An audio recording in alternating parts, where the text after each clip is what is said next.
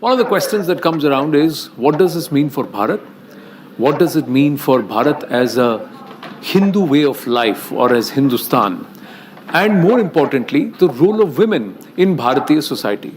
Is Hindu society discriminatory? Do we have an inherent gender bias?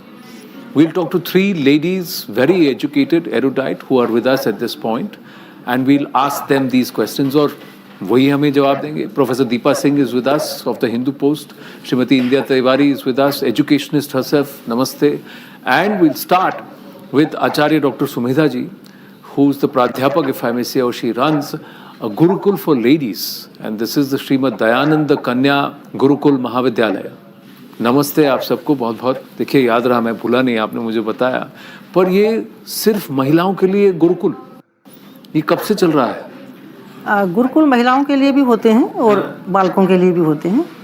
और जो हमारा गुरुकुल है, आपने पूछा कब से चल रहा है, ये 1988 से 6 मार्च 1988 को इसकी स्थापना हुई थी. बिल्कुल ग्रामीण अंचल में ग्रामीण बालिकाओं को शिक्षा, संस्कार और स्वावलंबी बनाने के लिए. पर किस तरह की, आचार्य जी मैं आपको टोक रहा हूँ, पर किस तरह की शिक्षा? तो इसमें आप वैदिक शिक्षा भी, उसमें वैदिक शिक्षा भी है, संस्कृति की शिक्षा है. ये इसलिए आवश्यक है क्योंकि वैदिक शिक्षा से, संस्कृत की शिक्षा से बालिकाओं में या किसी मनुष्य में भी संस्कार आते हैं. परंतु इसके साथ साथ जो ज्ञान विज्ञान की शिक्षा है, मैथ साइंस वगैरह, वो सब है. अपनी बालिकाएं नेट JRF क्वालिफाई करती हैं. 175 बालिकाओं ने अब तक किया है. 96 बालिकाओं का तो JRF है. 2 बच्चियां IIT मुंबई में गई हैं बिना कोचिंग के. बिना कोचिंग के. पर ये कहा जाता है वैदिक शिक्षा कहीं ना कहीं डिस्क्रिमिनेटरी, पुरुष प्रधान है. हिंदू समाज और हिंदू रीति रिवाज पुरुष प्रधान है. इस पर आप क्या कहेंगे आचार्य? मैं इस पर ये कहूँगी कि ये बहुत बड़ा भ्रम है. जैसे बहुत सारे भ्रम हो जाते हैं. एक समय में हमारा भारत देश विश्व का गुरु था, परंतु आज हम देखते हैं अभी कुछ दिन से थोड़ा सा परिवर्तन आया है. परंतु आज़ादी के 70 साल तक लगभग हम ऐसा कह सकते हैं, जो था कभी गुरु है न उसमें शिष्य की भी योग्यता, इस प्रकार से हो गया था. तो बहुत सारा उलट पुलट हो जाता है. महिलाओं के लिए शिक्षा अत्यंत आवश्यक है. और मैं तो ये कहूँगी, बालकों को पढ़ाओ या ना पढ़ाओ, परंतु वेदों में, दर्शनों में, उपनिषदों में, प्राचीन साहित्य में सब जगह ये लिखा है कि महिलाओं को तो अवश्य ही पढ़ाना चाहिए. महिलाओं के लिए बहुत सारे मंत्र बनाए गए हैं. पावकान सरस्वती वाजिनीवती, अर्थात वो तो साक्षात सरस्वती है. जब सरस्वती देवता ज्ञान का देवता है, जो ज्ञान का देवता है, तो उसी को नहीं पढ़ाओगे, वो ज्ञान का देवता तो तभी बनेगा कि जब वो पढ़ा लिखा होगा. तो हमारा ज्ञान का देवता ही सरस्वती है. तो फिर महिलाओं को क्यों नहीं, ये लोग क्यों भूल जाते हैं ऐसी बात? ऋग्वेद में इतना सुंदर मंत्र आता है जहाँ पर अज्ञानी मानव बालक ये कहते हैं, हे देवी अम्बि तमे नदी तमे सरस्वती, देवी तमे सरस्वती अप्रशस्ता इव स्मसी प्रशस्ति मम वनस्कृधि. हे अम्बि तमे, हे माता, तुम मेरी प्रशस्त माता है. नदी तमे तो उपदेश करने वाली है, और देवी तमे दिव्य गुणों वाली है. और आगे का सरस्वती, इस बात पर विशेष ध्यान आकर्षित करना चाहूँगी, तू ही ज्ञान विज्ञान की प्रदात्री है. हम कुछ अप्रशस्त से हो गए हैं, हम कुछ मलिन से हो गए हैं, कुछ गंदे से हो गए हैं, हम शैतान हो गए हैं. प्रशस्ति मम वनस्कृधि, हे माता, तुम हमें प्रशस्त बना सकती हो, ज्ञान विज्ञान से परिपूरित बना सकती हो, अपना लक्ष्य समझा सकती हो.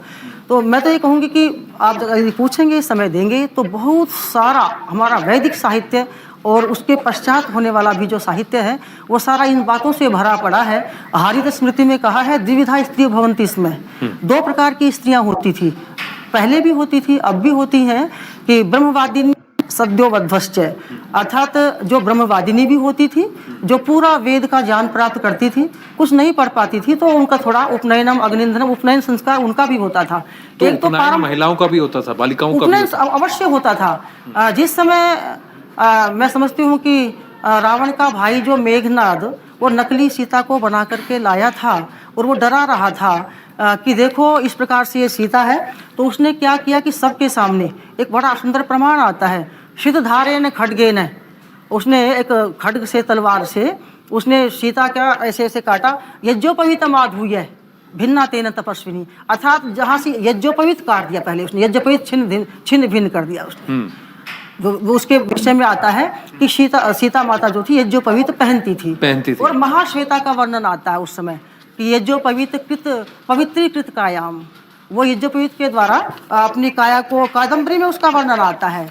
उसमें बड़ा सुंदर मेखला दंड आता है, काव्य में ब्रह्मसूत्रेण मंडलीकृतेन ब्रह्मसूत्रेण पवित्रीकृतायाम। मंडलीकृत तो यही हो सकता है और ब्रह्मसूत्र इसी को बोलते थे। उसने अपनी काया को पवित्र किया हुआ था। पवित्र तो किया। हाँ, उपनयनम अग्निंधनम सर्वम भवति, इसमें सब कुछ होता था महिलाओं तो अगर होता था तो फिर ये बंद क्यों हो गया? और आजकल ये क्यों कहा जाता है सिर्फ ब्राह्मण समाज में अगर आपको करना तो, या और ये सिर्फ ब्राह्मण समाज में होता था कि हर किसी का होता था यज्ञोपवीत? ये दो प्रश्न है। अपने यहाँ पर जो समाज था, ब्राह्मण समाज को ऐसे नियत नहीं था। वेदों में तो ऐसा नहीं लिखा कि जो ब्राह्मण के घर में पैदा होगा वही ब्राह्मण होगा। वहाँ पर तो ऐसा मानते हैं कि जब बच्चा पूरा गुरुकुल में पढ़ जाता था उसके बाद ही आचार्य उसका वर्ण निश्चित करता था कि तुझे ब्राह्मण बनना है, तुझे क्षत्रिय बनना है। शरीर की अवस्था देख करके क्षत्रिय बन जाता था, उसके बौद्धिक अवस्था को देख करके वो ब्राह्मण बन जाता था, और विशेष शिल्प कार्य देख करके वो बन जाता था, वैश्य बन जाता था। और जो ये सब नहीं कर सकता वो भी पढ़ता था, परंतु वो थोड़ी सी उनकी सेवा करता था। तो इस प्रकार से हम देखते हैं कि ये जो वर्ण निर्धारण है ये बाद में होता था। तो प्रारंभ में तो यज्ञोपवीत सभी का होता था, सभी पढ़ते थे। तो यानी आचार्य या गुरु ये निश्चित करता था इसको क्या बनना है। हाँ। ये बिल्कुल भी नहीं था। जाति पाति का तो वेदों में कोई विधान ही नहीं है। वहाँ पर केवल वर्ण है। वर्ण का मतलब जिसने जो कार्य वर्ण कर लिया है, अर्थात किसने पढ़ने पढ़ाने का कार्य वर्ण कर लिया है तो ब्राह्मण होता था। ज्ञान का उपदेश करना, सारे समाज को सही रास्ते पर लाना, वो ब्राह्मण होता था। परंतु उसमें वो व्यापार नहीं करता था अपनी इच्छा से। वैसे तो राजा के अधीन सब होता था, अपने यहाँ परंपरा थी। आपने देखा होगा महर्षि वशिष्ठ, महर्षि विश्वामित्र, इनको राजा लोग बहुत सारे मतलब उनका पालन करते थे। उनके यहाँ कई हजार शिष्य पढ़ते थे। गांवों के अधीन जो टैक्स कर वगैरह लेते थे उनको दिए रखते थे, मांडलिक राज्य जैसा दिए रखते थे इनको। तो ये सब होता था। तो वहाँ पर आचार्य ही निश्चित करता था। जो ब्राह्मण का कार्य करता था वो ब्राह्मण हो जाता था। हाँ। और जो फिर देखते थे इसमें क्षत्रिय के गुण है, ये तो सेनापति बन सकता है, राष्ट्र की रक्षा कर सकता है, तो वो सीमा पर जाकर के युद्ध करता था। तो यानी कि गुण और कर्म खासकर जो आपकी, और वो गुरु तय करता था। और आप ये भी कह रहे हैं कि इसमें लिंग भेद कभी था ही नहीं। बिल्कुल भी लिंग भेद नहीं था। ऐसे मैं कहती हूँ सैकड़ों नहीं हजारों उदाहरण है हमारी शास्त्रों के अंदर। आपके स्टूडियो में समय नहीं है इतना, लेकिन हजारों उदाहरण है वेदों में, दर्शनों में। So then फिर ये जो स्टोरी है इंदिरा जी, that comes to that Hinduism is discriminatory. There is an inherent gender bias. Women are supposed to be, and उदाहरण देने वाले जो देते हैं वो मनुस्मृति का उदाहरण देते हैं। ये सब मनुवादी हैं and by default there is a gender bias here. Is that true? सही है, गलत है? एक्चुअली मनुस्मृति को लोग जितना वो किया जाता है, बुराई की जाती है, वो मेरे ख्याल से जस्टिफाइड नहीं है। क्योंकि मनुस्मृति के शुरू में ही लिखा हुआ है कि मनुस्मृति एक काल के लिए होती है। ऐसा कोई ब्रह्म वाक्य नहीं है, वेद नहीं है जो चला आएगा, जो सच हमेशा रहेगा। तो वो हमेशा के लिए एक तो एप्लीकेबल नहीं है, वो देश काल परिस्थिति के लिए एप्लीकेबल है। और दूसरे में वो खुद लिखते हैं कि अगर इसमें वेद से अगर कुछ कॉन्ट्रडिक्शन है मनुस्मृति में तो वेद को सच माना जाएगा। मनुस्मृति खुद कह रही है। और तीसरी बात यह है कि हम लोगों ने जो पढ़े हैं ट्रांसलेशंस पढ़े हैं। अब वो ट्रांसलेशन भी, जो पहला ट्रांसलेशन जो जिसको हम सब जानते हैं, जो इंग्लिश का ही हम लोगों को मिलता है, उस व्यक्ति को खुद ही नहीं पता कि आप जो ट्रांसलेट करते हो लेकिन आप किसी संस्कृति को नहीं जानते हो, आप फ्रेजेस का मीनिंग नहीं जानते हो, तो आप उसको सही नहीं कर सकते हो। तो हम कोई सेकंड थर्ड हैंड किसी की जानकारी पढ़ के अपने आप को फ्लॉग कर रहे हैं। और उनका जो मोटिवेशन था ट्रांसलेट करने का, वो भी कोई ज्ञान की प्राप्ति नहीं था। They were not trying to expand their knowledge horizons. उनका सारे ट्रांसलेशंस का ये था कि इस सोसाइटी को कैसे समझें, कैसे सब्जुकेट करें और कैसे कन्वर्ट करें। बहुत सारे ट्रांसलेशंस तो जो उनकी स्प्रेड ऑफ क्रिश्चियन सोसाइटी कोई थी वहाँ पर इंग्लैंड में, उन्होंने करे थे। तो जो हम मनुस्मृति के बारे में जानते हैं वो मेरे ख्याल से 95% हम सही नहीं जानते। yes. मनुस्मृति का जो आपने कॉन्टेक्स्ट यहाँ पे लिया है, स्पेशली मैक्सिमम जगह सोशल मीडिया पे मेंशन होता है, वो 2 लाइनें हैं, ढोल गवार शूद्र पशु नारी ये सब ताड़न के अधिकारी। तो जब भी आप किसी चीज़ को पढ़ते हो या मेंशन करते हो तो उसको पूरे कॉन्टेक्स्ट में पढ़ा जाता है, उसको आउट ऑफ कॉन्टेक्स्ट नहीं मेंशन किया जाता। अब यहाँ पर जो कॉन्टेक्स्ट है कि जब प्रभु श्री राम लंका जा रहे थे और वो समुद्र के सामने खड़े होकर रास्ता मांगते रहे 3 दिन तक उन्होंने जो है प्रतीक्षा की कि रास्ता स्वयं दे। ये रामचरितमानस की आप बात कर रहे हैं, हाँ, कि ये भी वहाँ पे आता है, नैरेटिव में आ जाता है। तो ये होता है कि रास्ता नहीं दिया, तो अब भगवान राम जो है तब उन 3 दिन बाद जब उनको क्रोध आता है, तब वो जैसे ही बाण उठाते हैं और धनुष पे प्रत्यंचा चढ़ाते हैं, उस वक्त समुद्र जो है भयभीत होके सामने आता है। और इस पूरे कॉन्टेक्स्ट में समुद्र जो है वो खलनायक की भूमिका में है, और ये समुद्र का कहना है, अपने आप को जस्टिफाई करते हुए समुद्र का कहना है कि ढोल गवार शूद्र पशु नारी ये सब ताड़न के अधिकारी। तो जब तक आप गुस्सा नहीं दिखाओगे तो मैं कैसे बात सुनूंगा। तो कभी भी किसी भी संस्कृति में खलनायक को आदर्श नहीं माना जाता। आप कॉन्टेक्स्ट में देखिए, हमारे यहाँ पे क्या होता है, कोई 2 लाइन पढ़ता है, एक सोशल मीडिया इन्फ्लुएंसर कोई है जिसने बोल दिया से कि ये रामचरितमानस में लिखा है। हाँ। अब ये किसने कहा है, किस कॉन्टेक्स्ट में कहा है, ये कोई नहीं, ये कोई नहीं। जैसे किसी को एडल्ट्री के लिए किसी ने एक्यूज कर दिया, छोड़ दिया, कुछ संस्कृतियों में उनको आप धक्के मार के निकाल दीजिए, उनका कोई वजूद नहीं रहता, कुछ एग्जिस्टेंस नहीं है। पर आप उनका भी सम्मान करना है, उनका भी पालन पोषण का ध्यान रखना है, उनको इस तरीके से निराश्रित नहीं छोड़ा जा सकता। और जितने बच्चे पैदा हुए हैं जब आप विवाहित हैं, उनका भी पूरा का पूरा भरण पोषण आपको करना है। ये मनुस्मृति में है, ये आज के कॉन्स्टिट्यूशन से नहीं बता रही हूँ, ये मनुस्मृति की बता रही हूँ, जो कि suppose to be so discriminatory towards women. हाँ, तो मैंने तो मतलब शुरू से अंत तक नहीं पढ़ी है। जब ये सब इतना चला तो मैंने एक मंगाई और एक किसी हिंदू ट्रांसलेटर की मंगाई, पुराना ही संस्करण, ताकि आज की पॉलिटिक्स से वो प्रभावित ना हो। तो राम से जुड़े कुछ प्रश्न हैं और कुछ बातें हैं जो कहा जाता है, जिन्हें अमूमन सब लोग एज ए नैरेटिव पुश करते हैं। एक कहते हैं कि राम ने सीता के साथ सही नहीं किया, राजा तो बन गए पर अच्छे पति नहीं बन पाए, अग्नि परीक्षा की आवश्यकता क्या थी, किसी के आरोप लगाने पर उन्होंने उनको छोड़ क्यों दिया, उनका त्याग क्यों कर दिया। तो ये कई सारी बातें कही जाती हैं कि राम खुद महिलाओं का आदर नहीं करते थे, ये सबसे अपनी पत्नी का आदर नहीं कर सके तो अन्य महिलाओं की तो बात छूट। वैसे ये सब कहा जाता है। काव्य है, ये बाद के कुछ काव्यों में उत्तरामचरित करके ये जोड़ दिया गया है। मैं तो ऐसा समझती हूँ कि श्री रामचंद्र तो मर्यादा पुरुषोत्तम थे। वो जब उनके सारे पात्र, उनके सारा अभिनय, उनका जो अच्छे पुत्र थे, अच्छे राजा थे, अच्छे भाई थे, अच्छे मित्र थे, तो ऐसा कैसे हो सकता है, और षोडश कलावतार थे। तो ये बाद में न जाने कितनी सारी मिलावटें हमारे ग्रंथों में कर दी गई हैं, मनुस्मृति में भी कर दी हैं, रामायण में भी कर दी हैं। मैं तो वाल्मीकि रामायण को प्रामाणिक मानती हूँ। बाद की रामायण बहुत सारी बनी है, तो वहाँ तो मुझे कोई ऐसा प्रसंग नहीं मिलता है। और यदि मान लो वो वन में गई भी है किसी कारण से, तो पहले की परंपरा ये थी कि बच्चे को जितना तपस्वी बनाना है, ऋषि के निर्देशन में उसको हम रख सकते हैं। अच्छा राज्य उसको राज चला है तो उसको ऋषि के निर्देशन में रख सकते हैं, जिससे कि वहाँ रह करके वो और अधिक तेजस्वी, ओजस्वी और शरीर से वो प्रतापी बन जाए। ऐसा हो सकता। मैं तो ऐसा नहीं मानती कि कभी मर्यादा पुरुषोत्तम श्री रामचंद्र ऐसा करेंगे। पर सीता जी क्या कमजोर स्त्री थी, या उन्होंने जो निर्णय लिए स्वतः लिए, अपने आप से लिए और अपनी मर्जी से लिए? ये तो परिवार में जो परिस्थिति होती है, ये तो निर्णय सबका मिलकर के ही होता है। मैं ऐसा अनुमान किया जाता है, ऐसी कोई प्रसंग नहीं आता कि उन्होंने कैसे निर्णय लिए होंगे। यद्यपि वन जाने का जो निर्णय था, यदि वो कमज़ोर होती तो वो अनुनय विनय करके उनके साथ वन नहीं जाती। उनको पता था कि 14 वर्ष का वनवास मुझे काटना है, और ये भी पता होता था कि कितने भयंकर वन होते हैं। तो तब भी वो उनके साथ वन में गई, और वहाँ जाकर फिर ऐसे भयंकर लंका में राक्षसों, जो राक्षस कहे जाते थे, राक्षसों के बीच में वो अकेली वहाँ पर रही।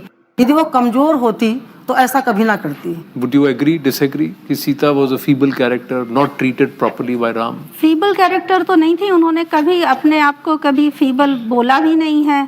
और अगर ये सच है जैसे कि क्वेश्चनेबल है, और वो मैं मानती हूँ कि हमारे यहाँ ऐसा नहीं है कि हमारे स्क्रिप्चर्स के साथ कोई कुछ गलत लिखता है तो उसको कोई सज़ा तो मिलती नहीं है, तो इट इज़ पॉसिबल कि ऐड कर दिया होगा। लेकिन हम 1 मिनट को मान लें कि ये सच है, तो एक फीबल स्त्री क्या अकेले 2 बच्चों को जंगल में लेके पालेगी, रहेगी, और उनको इतना स्ट्रांग बनाएगी कि इतना, मतलब वो जाते हैं, फिर अयोध्या जाते हैं, फिर वो अपने उसमें हाँ राज दरबार में जाके अपना परिचय देते हैं, तो ये किसी कमज़ोर स्त्री की पहचान तो नहीं हो सकती। और सर ये भी है कि हम जैसे मानते हैं ना, ये बात हमें माननी चाहिए कि हमारा इतिहास कितना विकृत कर दिया है। हाँ। जब हमारा मध्यकाल का इतिहास, हमारा आधुनिक इतिहास सभी कर दिया है, तो इतने लंबे समय से जो हमारा चला आ रहा है इतिहास, उसको कौन विकृत नहीं करेगा। कितनी बड़ी ये साजिश औरों की भी है, और हमारे लोग भी थोड़े से आलसी बन गए थे, तो बहुत सारा बीच में मिलावट प्रक्षेप हो गया है।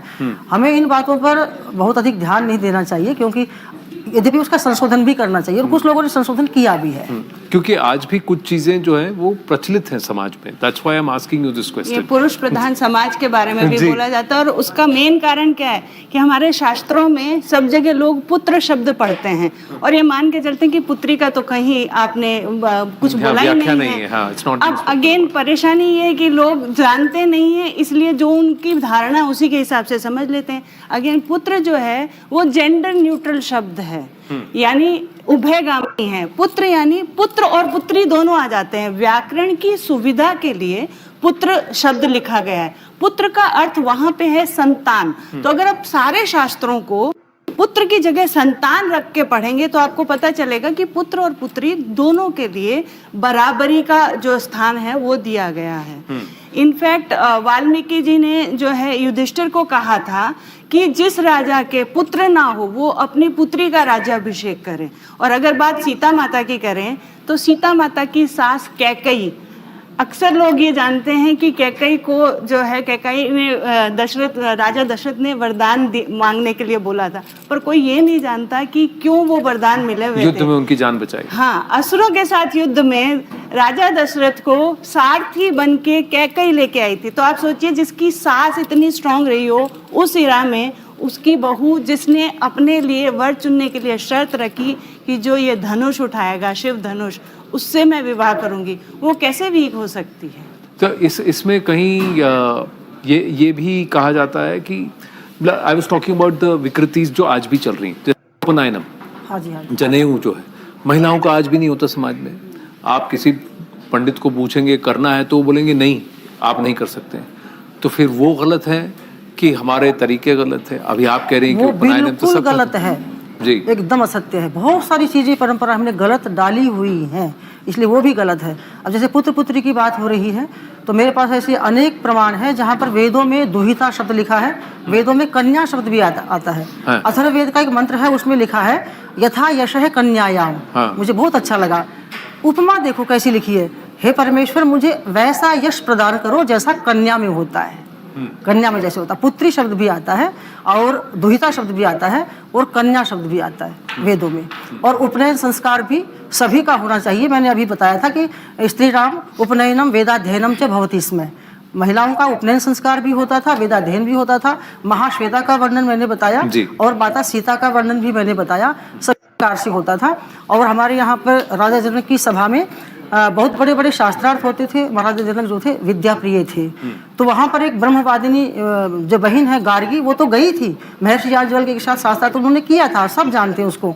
एक ब्रह्मवादिनी और थी जिनका नाम था सुलभा। हाँ, जब उसका परिचय पूछा महाराजा जनक ने कि आप किस कुल से आती है, कौन सा परिवार है आपका, कहाँ से आई हैं, तो उसने बड़ा सुंदर उत्तर दिया, साहम तस्मिन कुले जाता भर्तृ ऐसति मद विधे विनीता मोक्ष मार्गेषु चराम्य का मुनिव्रतम। मैं उस कुल में पैदा हुई हूँ, साहम तस्मिन कुले जाता, मैं उस कुल में पैदा हुई हूँ।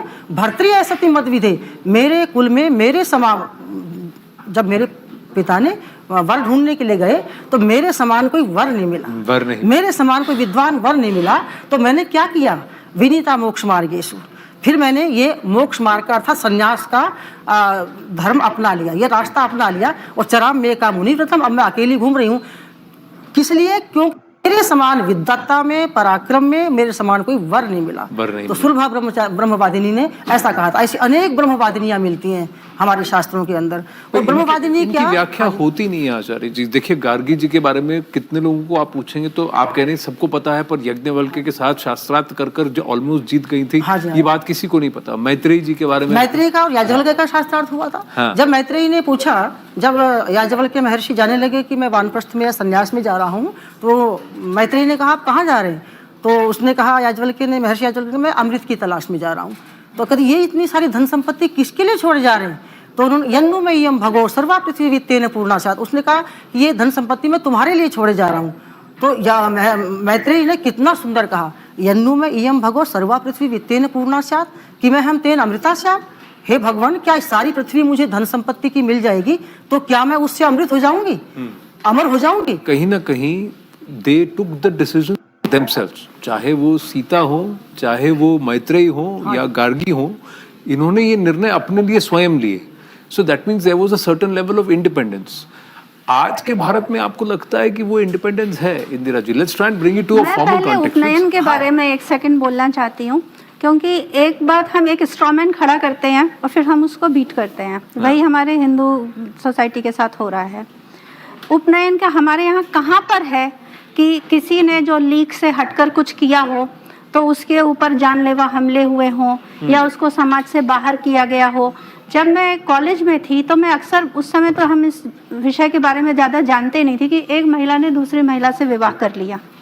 वेस्ट में इतनी बड़ी चीज़ है, ट्रक के पीछे एक गे पर्सन को बांध के रगड़ के मार दिया जाता है। हमने तो कभी नहीं सुना कि अगर एक महिला ने दूसरी महिला से विवाह कर लिया तो उसको मार दिया गया। न्यूज़पेपर में खबर जरूर आई, लेकिन कोई समाज से कोई इतना बड़ा उसको तो नहीं हुआ, उसकी जान को खतरा तो नहीं हुआ। ऐसे ही उपनयन की बात है, मैं जानती हूँ लड़कियों को, मैं जानती हूँ फैमिलीज़ को जहाँ उन्होंने लड़कियों का उपनयन किया है। आजकल जब लड़के उपनयन नहीं कराते हैं, शादी के 1-2 दिन पहले कराते हैं, उसके मतलब होना चाहिए वो 6-7 वर्ष की उम्र में, नहीं कराते हैं। But we are still beating Hindus on that कि अरे उपनयन लड़कियों का नहीं होता। भाई कराओ ना, मना तो नहीं किया है, अपना ही करा लो पहले। खुद तो कराया नहीं है, खुद अपने बच्चों का नहीं कराया है, लेकिन बाकी सबको बताने के लिए जरूर ये कराने का कई बार ऐसा होता है ना कि देखिए आरती आप कर रहे हैं तो आरती दिखाओ। अब क्यों दिखाओ? ये प्रश्न, इसका उत्तर कई बार हमारे माता पिता नहीं दे पाते। अब उनको भले ही नक्षत्र के बारे में पता हो, ग्रहों के बारे में पता हो, हमारे संवत के बारे में, पंचांग के बारे में पता हो, पर ये क्यों सीखना आवश्यक है, ये क्यों इफेक्टिव है, क्यों ये हमारे ग्रेगोरियन कैलेंडर से ज्यादा इफेक्टिव है? इसका जवाब जब कोई आज की जनरेशन में पूछता है तो उसका उत्तर सामने नहीं प्रस्तुत होता। इसीलिए फिर जो सुलभ है या जो जिसका को समझ में आता है उसको फॉलो किया जाता है। आचार्य जी, देखिए, ये वेद से ही आया है। वेद जो है हमारे संविधान ग्रंथ थे और सारी हमारी धर्म कर्म सारी चीज़ें ज्ञान विज्ञान वेदों में निहित है। तो वहाँ पर एक बहुत सुंदर अथर्ववेद में मंत्र आता है, जब आचार्य का उपदेश होता है, आचार्य उपनय मानो ब्रह्मचारिणम किरणुते गर्भ मंत्र है, तम रात्रि तिस्र उदरे विभर्ति तम जातम द्रष्टुम अभिसंयन्ति देवः। अर्थात मनुष्य जब पैदा होता है तो उस समय वो मनुष्य नहीं होता, मानव की संतान होता है, इसलिए मानव होता है। वो ज्ञान विज्ञानी नहीं होता, मननशील नहीं होता, बल्कि ये कहा शास्त्रों में पशु के सदृश होता है। जो छोटा बच्चा होता है कुछ भी खा लेता, कुछ भी करता, पशु के सदृश होता है, वो इंसान नहीं होता। जब बच्चा जो है गुरु के आश्रम में जाता है तब वो मनुष्य बनता है, द्विजन्मा होता है, उसको द्विज बोलते हैं। द्विज बोलते हैं उसको। जब तक गुरु के आश्रम में नहीं जाएगा तो वो द्विज नहीं कहलाएगा। 3 ऋण होते हैं प्रत्येक मनुष्य पर, जो मनुष्य पैदा हुआ है। एक पिता का ऋण होता है, एक ऋषियों का ऋण, आचार्यों का, जो अपने पढ़ाते हैं, जिन्होंने किताबें भी लिखी हैं, अच्छे अच्छे ग्रंथ हमारे लिए लिखे हैं, उनका ऋण होता है। और एक देव ऋण होता है। देव ऋण का मतलब जो दिव्य शक्तियां हैं, उनका सबका ऋण हम पर है। तो उन तीनों ऋणों का प्रतीक है ये 3 धागे। वो उसको हर समय याद रहते हैं कि मुझे इतना अच्छा बनना है कि माता पिता के जो अरमान है मुझे उसको भी पूरा करना है। उनकी क्या अभिलाषा है, वो क्या चाहते हैं अपने बच्चे के लिए, आचार्य ने किस भाव से पढ़ाया है समाज के लिए, राष्ट्र के लिए, वो मुझे पूरा करना है। उनका मेरे पर ऋण है और ऋषियों का ऋण है। और जो दिव्य शक्तियां हैं, ईश्वर भी आता है उसमें, और जो दिव्य शक्तियां अन्य भी, जड़ चेतन देवता, वो भी आते हैं। उनको सबको मुझे पूरा करना है। तो मुझे एक दिव्य मनुष्य बनना है, मुझे देव बनना है, मनुष्य से देव बनना है। इसलिए वो आचार्य के आश्रम में जाता था। आपने अभी एक बात पूछी थी कि ये क्या होना चाहिए, कब से शुरू हुआ, और मतलब ये क्या महिलाओं का भी होना चाहिए? पहले तो था, लेकिन आजकल भी चल रहा है। क्या अपनी इच्छा से ये उपनयन कराते हैं और सब ऐसे रहते हैं। जब ब्रह्मवादिनी बनती थी, जब मैं गुरुकुल में पढ़ने गई, उपनयन भी हुआ, शास्त्र वहाँ पर पढ़े। बृहदारण्यकोपनिषद में मैंने गार्गी की कहानी पढ़ी और मैंने देखा कि ब्रह्मवादिनी गार्गी इतनी बड़ी तेजस्विनी ओजस्विनी ब्रह्मचारिणी हो सकती है। और तो मैं भी ऐसा ही करूँ। वो उपदेश करती है, वो शास्त्रार्थ करती है। तो मेरे मन में आया कि बस मुझे अपना रास्ता मिल गया है और मुझे कन्याओं के लिए मुझे कुछ करना है, अर्थात मुझे भी विवाह नहीं कराना है। यदि मैं परिवार में जाऊंगी, गृहस्थ में जाऊंगी, तो मैं केवल बहुत सीमित का उपकार कर सकूंगी। मुझे तो अपनी बहनों के लिए कुछ करना, और वहाँ करना है कि जहाँ कोई नहीं करता है, ग्रामीण अंचल में जहाँ कोई नहीं करता है, जंगलों में करना है। तो जब मैं 25 वर्ष की हुई, कई वर्ष तक घर वाले, परिवार वाले पूछते रहे, मैंने कहा अभी मैं विचार कर रही हूँ। तो 25 वर्ष की हुई तो उन्होंने कहा कि अब दूसरे आश्रम में जाना है। मैंने पिताजी से कहा कि देखिए, मेरा संकल्प है कि मुझे बहनों को शिक्षित बनाना है, समृद्ध बनाना है और स्वावलंबी बनाना है, उनके कर्तव्य सिखाने हैं। क्योंकि एक माता के शिक्षित होने से एक परिवार या दो परिवार नहीं, अनेक परिवार सुधर जाते हैं। और ऐसी जो आचार्य जो अपना विवाह नहीं कराएगी तो कितनी बहनों को सुशिक्षित करेगी वो। तो मैं आपको जितना भी पैसा लगाना है आपको विवाह में, मैंने कहा उतना पैसा आप गुरुकुल खोलने में लगा दीजिएगा। पिताजी ने सहर्ष मान लिया और कहा कि ठीक है, हम आपकी भावनाओं की पूर्ति करते हैं। और 6 मार्च, आपने प्रारंभ में पूछा था, 6 मार्च 1988 को इस प्रकार से इस गुरुकुल की स्थापना हुई। प्रारंभ में लोगों को विश्वास नहीं हुआ कि जंगल में लड़कियां कैसे रहेंगी, इस ईंटों के बीच में कैसे रहेंगी। तो 6 बच्चों का प्रवेश हुआ, लोगों ने मना कर दिया, हम नहीं करेंगे। लेकिन जो उसमें दृढ़ता से कार्य किया गया, पुरुषार्थ से कार्य किया गया, ईमानदारी से, तो आज पूरे देश की 16 प्रांतों की 1100 बालिकाएं, बल्कि और ऊपर की कक्षाओं को मिला के 1200 बालिकाएं इस शिक्षा को ग्रहण कर रही हैं, उपनयन करा रही हैं, वेद, वेदांग, दर्शन, उपनिषद सब पढ़ रही हैं, अपनी संस्कृति को सीख रही हैं, संस्कार सीख रही हैं, और उसी के माध्यम से वो स्वावलंबी बन रही हैं। जिस तरह से आपने व्याख्या की है और आप लोगों ने बताया है, point is that there is this entire narrative जो बन रहा है कि हिंदू समाज इंक्लूसिव नहीं है और महिलाओं से भेदभाव करता है। पर आपने जो कहा है तो हमको थोड़ा सा और आत्मसात करने की आवश्यकता। Look within and understand that it is not suppose to be a discriminatory way of life और a biased way of life. It's inclusive and there is opportunity for everyone to work together.